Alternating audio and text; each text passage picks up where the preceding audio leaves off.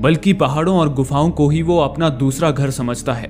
पर्वतों की बुलंद चोटियों पर चढ़ना, उनमें से गुजरे बेहद पतले पतले और संकीर्ण रास्तों की खोज करना और उनकी वीडियो बनाना दरअसल उसकी हॉबी और जुनून है। इसी तरह एक वीकेंड पर एरन हाइकिंग के लिए कैनियन लैंड की घाटियों में जा पहुंचा, जहां वो अक्सर हाइकिंग के लिए आया करता था।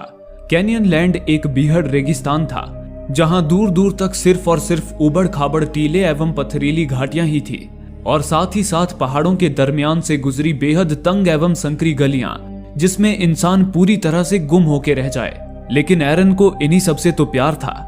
उसने अपनी रिस्ट वॉच पर एक सरसरी निगाह डाली और अपने मनपसंद काम में जुट गया। पहाड़ों के अंदर फैले टेढ़े मेढ़े रास्तों पर कूदता फांदता हुआ वो बस तेजी से बढ़े जा रहा था। फिर आगे चलकर वो दो पहाड़ियों के बीच बने एक पतले से दर्रे में उतरने लगा। वो दर्रा काफी गहरा और संकरा था। उसने वहां फंसे एक बड़े पत्थर पर पैर मारकर अंदाजा लगाया कि कहीं वो हिल तो नहीं रहा, लेकिन वो पत्थर जरा सा भी नहीं हिला। एरन अब उस पत्थर का सहारा लेकर नीचे उतरने लगा, पर तभी अचानक वो पत्थर अपनी जगह से खिसक गया और वो उस पत्थर के साथ ही नीचे दरार में गिरने लगा। वो अपने हाथों से दर्रे की दीवार पे पकड़ बनाता हुआ किसी तरह नीचे के एक पत्थर पर आ खड़ा हुआ, लेकिन उसके साथ साथ वो पत्थर भी उसके दाहिने हाथ को कुचलता हुआ दर्रे की दीवारों के बीच आ फंसा। एरन दर्द से कराह उठा।